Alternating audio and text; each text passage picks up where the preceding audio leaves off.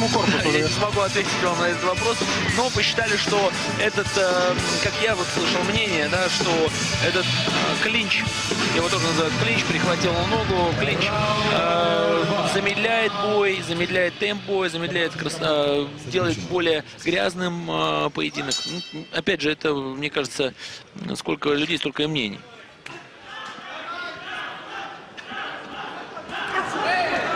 Тем временем второй раунд у нас начался.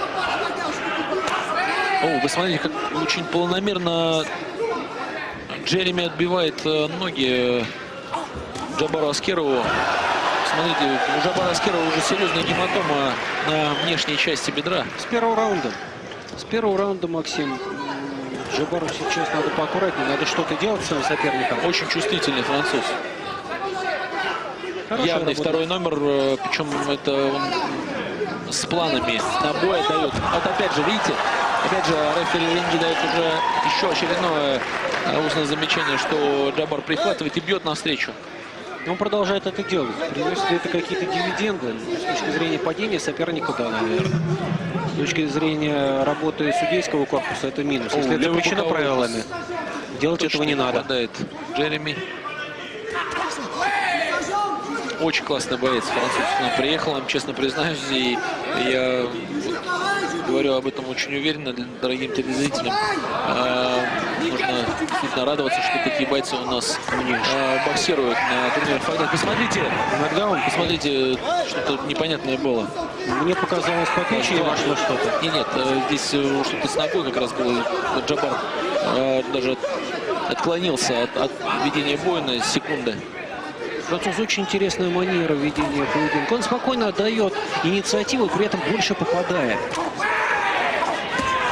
Ну да, размениваться не рука. Джабар в размене. Посмотрите, пропустил справа, очень неожиданный удар. Пропускает в размене, пропускает многовато, на мой вкус. Я Джабара таким не помню. Но соперника просто загонял и перерубал. И вы знаете, на кого манера биться похожа была? На Александра Шлеменко. Да, Тот спокойно шел в размен всегда, ничего не боясь. И соперника просто забивал потом в настил. Да, глобальных трудно сравнивать, потому что все-таки бойцы разного стиля. Но вообще, вот, может быть, манера ведения. Да, манера ведения боя, что-то. Вертушка, посмотрите, сторона. А если попал бы? Аккуратно здесь как раз можно тоже устное замечание делать рефери Винги за то, что так, случайно, может быть, даже и не случайно получилось выплюнуть капу. Маленькие, как водится, спортивные хитрости. Ну, Максим, мы прекрасно понимаем, что это может быть сделано даже по сигналу, по хлопку. Сбоку выплюнь капу. Мы часто не есть тебе что сказать. В эфирах говорим об этих хитростях. Это нормально абсолютно. Это профессиональный спорт. Нету наказания за выплевывание капы. Ее будут выплевывать. Если будут наказывать за это, минус балл за то, что плюнул капу. Все. Это прекратится моментально. Или будет уже применяться, когда или пан, или пропал. То есть тебе надо срочно что-то сказать. Смотрите, сколько француз попадает. И лоу-кики, и удары справа, и колени. Очень хорошая антропометрия. Джабару здесь с ним сложно. Именно вот в антропометрических данных. О, неожиданный бэкфейс, как ввел. Посмотрите, как здорово получилось. Потрясающе. Джабар Аскеров как на чувстве, именно на чувстве ударил. Ну, я думаю, продолжит. Прям попал под эту... На исходе украл второй раунд у французского бойца вот тот и то. Вот это бэкфист. Крутанулся одними бедрами. С места бил. С места, клянусь. Сейчас на повторе, я думаю, мы увидим. И уже задор в глазах немножечко погас. Раунд за ним. Очень неожиданно для самого француза. И такая концовка. Бой вел уверенно.